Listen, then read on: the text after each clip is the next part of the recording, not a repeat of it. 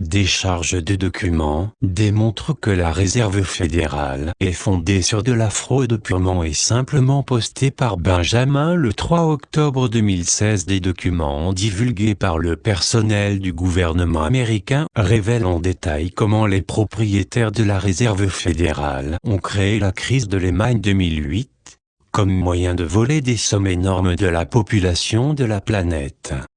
Les documents montrent comment un Indonésien du nom de Yohan Riyadi a utilisé 700 tonnes d'or, qui appartenaient initialement à l'ancien président indonésien Sukarno, pour adosser une émission de 500 milliards de dollars US d'obligations.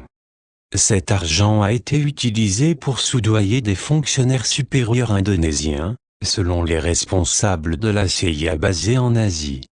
Les 700 tonnes d'or ont ensuite, comme par magie, été transformées par le faussaire et fraudeur Wilfried Sorin, employé par la mafia khazariane, en certificats soutenus par 750 tonnes d'or, de dire les sources. La banque JP Morgan Chase a ensuite pris les 750 tonnes et en ont envoyé les droits à la Royal Bank of Scotland, avec des paiements pour les exploitations HSBC, avant que l'or n'aboutisse à la Réserve fédérale, qui a ensuite transformé l'or en dollars, dans une sorte d'alchimie inversée. Les 23 milliards de dollars ainsi magiquement créés, ont été utilisés par les propriétaires de la Réserve fédérale, pour acheter des actifs à bas prix dans le monde entier, et dont la valeur avait été écrasée à cause de l'accident choc préconçu du Lehman, disent les sources. Cela a constitué le plus grand vol criminel d'actifs mondiaux dans l'histoire, à l'aide de l'argent numérique créé sur ordinateur, et soutenu par de l'or inexistant. Voilà comment un officier de la CIA décrit l'escroquerie. Cette énorme fraude a considérablement augmenté la concentration de la propriété de la mafia khazariane sur les sociétés et les actifs du monde entier. Divers documents liés à cette fraude, y compris des copies des documents de transactions SWIFT, peuvent être vus ci-dessous dans la partie de souscription de ce blog, et seront mis gratuitement à la disposition du grand public ce jeudi, le 6 octobre. Comme cette relâche de documents le démontre, la lutte s'intensifie contre la mafia khazariane et son système financier de la Réserve fédérale, basé sur la fraude. Voilà sans doute pourquoi on a pu voir des camions de déchiquetage de documents, garés devant le siège de la Fed de New York, la semaine dernière. Juste observé devant la Fed de New York bar 0 et 3 mois plus tard, les déchiqueteuses sont de retour, et ne peut y avoir de doute à ce sujet, la Banque Réserve fédérale de New York est une scène de crime, et la preuve est en train d'être détruite. Le Pentagone quant à lui, a publié plus de détails sur le nouveau système financier, qui remplacera la Réserve fédérale, frauduleuse et défunte, peut-être même dès ce mois-ci. Les droits de vote dans le nouveau système seront répartis comme suit, avec pour la Chine 20,09%, la République des États-Unis d'Amérique 17,89%, l'Union européenne 11,61%, la Russie 7,53%, l'Inde 4,1% et le Japon 3,79%. Ce sont les mêmes proportions que les droits de carbone émis par l'accord COP21, qui avait plus rapport à un nouveau système financier que sur le carbone. Une liste complète des actions avec droit de vote des pays peut être vue ici. The Paris Agreement French. L'accord de Paris est un accord au sein de la Convention cadre des Nations Unies sur les changements climatiques, CNUC. Face à l'effet de serre, l'accord deviendra loi lorsque 55 pays, représentant au moins 55% des émissions mondiales de carbone, l'auront ratifié. Ce seuil sera transmis lorsque l'UE ratifiera, ce que leur gouvernement promet de faire d'ici la fin de ce mois. La nouvelle année fiscale d'octobre coïncide avec le Nouvel An juif, la fête nationale de la Chine, et l'effondrement de Deutsche Bank, alors que le yuan devient, Dans le nouveau système financier, une monnaie de réserve internationale convertible soutenue par l'or, disent les sources du Pentagone. Voici ce qui est vraiment derrière l'inclusion officielle, à compter du 1er octobre, du yuan chinois dans le panier de monnaie DTS du FMI, confirment d'autres sources. Une fois que le nouveau système sera activement en place, l'armée et les agences des États-Unis auront beaucoup plus de liberté pour prendre des mesures contre la mafia khazariane, parce qu'ils n'auront plus à se soucier de gagner de l'argent pour payer leur salaire, l'essence, etc. Dans un même temps, les Khazarians ne seront plus en mesure de se permettre de payer les salaires de leur ISIS, Boko Haram et autres armées de mercenaires. Dans tous les cas, il est maintenant évident, pour tout le monde ayant un cerveau qui fonctionne bien, que l'armée américaine n'obéit pas aux ordres des esclaves de la mafia khazariane du département d'État ou de la Maison-Blanche. Le don de la mafia khazariane Skull and Bones, le secrétaire d'État américain John Kerry, a été forcé d'admettre en public la semaine dernière que l'armée ne voulait pas soutenir ces menaces de prendre des mesures contre la Russie en Syrie. Kerry a dit qu'il a perdu l'argument de sauvegarder la Syrie diplomatie par la force. Le secrétaire d'État américain, John Kerry, lors d'une réunion la semaine dernière, avec un petit nombre de civils syriens, est la véritable raison des menaces tapageuses de la part du département d'État concernant la Syrie, et que les Russes et leurs alliés sont systématiquement en train de détruire les Israéliens et la compagnie de pétrole opérée par ISIS, l'armée de mercenaires, selon des sources du Pentagone. La destruction inclut en plus des centres de commandement menés par des Israéliens et des Saoudiens, ajoute-t-il. Une attaque juridique contre la mafia khazariane a aussi été entreprise.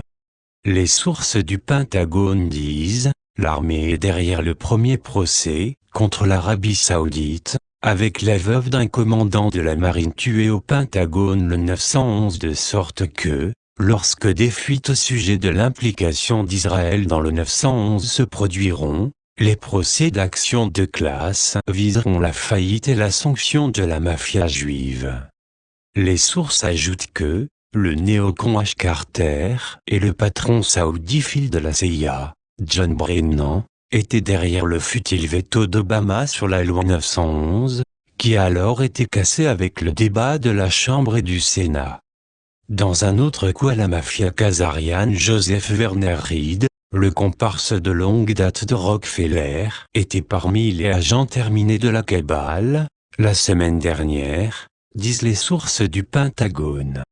Joseph Werner Reed Jr., diplomate et chef du protocole à la Maison-Blanche, meurt à l'âge de 78 ans. www.washingtonpost.com Monsieur Reed était un ambassadeur, chef de protocole de George H.W. Bush et pendant longtemps, un officiel de l'ONU. Il y a aussi eu d'autres subterfuges, impliquant la mafia Clinton-Bush la semaine dernière, lorsque Bill Clinton est allé à l'enterrement de l'ancien leader israélien Shimon Peres à Jérusalem.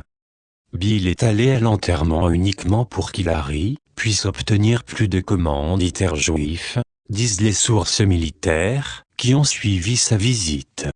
Hillary, quant à elle, a été enregistrée par le FBI à faire un accord avec le premier ministre israélien Benjamin Netanyahu, à doubler l'aide américaine à Israël, en échange de plus d'argent pour sa fondation, ajoutent les sources.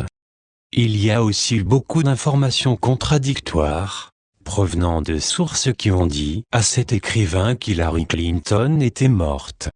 Une source insiste sur le fait qu'elle est bien morte, et que le débat Clinton/Trump avait été enregistré à l'avance. Une autre source dit qu'Hillary a été tuée et remplacée par un clone et, étant donné que les clones ont l'intelligence limitée, elle avait besoin d'un microphone d'oreille et un prompteur, afin de pouvoir participer au débat. Il est également possible qu'un double corps ait été utilisé, lequel a également besoin d'un prompteur et d'écouteurs pour que ses gestionnaires puissent lui dire ce qu'il faut dire. La technologie existe aussi maintenant, à pouvoir utiliser l'infographie pour créer Hilary en débat. Ce qui est clair en tout cas, c'est que quelqu'un s'est donné beaucoup de mal à faire croire qu'elle était morte, ceci en mettant les images de sa chute sur les écrans de télévision du monde, et à voir des réseaux de télévision diffusant des rapports qu'elle est morte. Elle a également annulé toute une série d'apparitions en direct. Cela peut avoir été fait pour l'empêcher d'être exécutée pour le crime de génocide, en faisant en sorte que les bourreaux pensent qu'elle était déjà morte.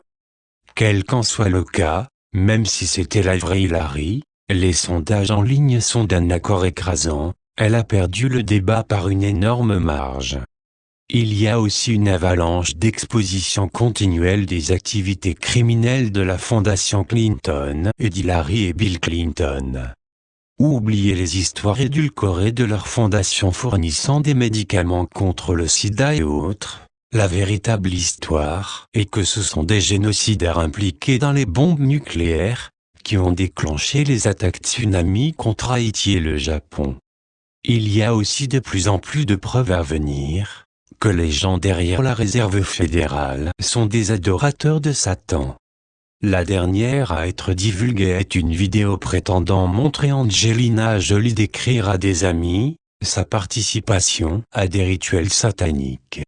Angelina Jolie avoue les sacrifices Illuminati dans la diffusion d'une vidéo sur Angelina Jolie avoue le rituel satanique auquel elle a participé pour entrer dans l'ordre des Illuminati, dans des images secrètes qui ont récemment fait surface et où elle parle de ces. Jolie a depuis reçu l'offre d'un poste au sein du conseil Rockefeller sur les relations étrangères et autres positions de pouvoir. Il y a également eu des révélations d'anciens collaborateurs de Clinton, qu'Hillary Clinton aurait participé à des activités de sorcellerie. La fuite des emails d'Hillary montre qu'elle a pratiqué des sacrifices à Moloch, un autre nom pour Satan. Ces révélations s'accordent bien avec ce qu'on m'a dit, quand je suis allé à la loge P de francs-maçons en Italie, sur la façon dont le groupe interne, dans le plus haut niveau de la puissance mondiale, pratique le sacrifice humain, effectue des rituels ésotériques, pour appeler des entités et lancer des événements mondiaux, en concordance avec les mouvements des étoiles et des planètes. Au cours de cette visite, j'avais été empoisonné et ne devais pas survivre pour raconter au monde ce que je savais sur eux et leurs activités.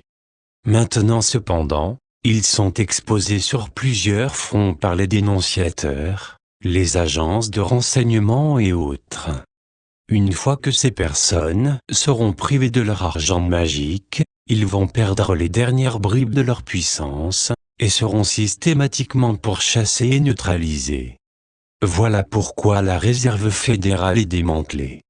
Les documents ci-dessous, envoyés par une agence Chapeau Blanc, sont des preuves concrètes que la société Dragon Blanc et ses alliés sont sur l'affaire. Les canons d'octobre ont commencé à rugir. Il y en aura plus en novembre. Les attaques continueront, jusqu'à ce que ce soit enfin terminé, et que l'humanité soit libérée. Si nous travaillons tous en ce sens, la victoire est possible pour Noël. Note de la traductrice. Pour ceux qui comprennent l'anglais, je suggérerais vraiment que vous vous abonniez à la lettre hebdomadaire de Benjamin Fulford. Les gens comme lui travaillent fort pour nous, et ce, au péril de leur vie. Les soutenir est un tout petit moyen de leur témoigner notre reconnaissance. Traduction Estelle P.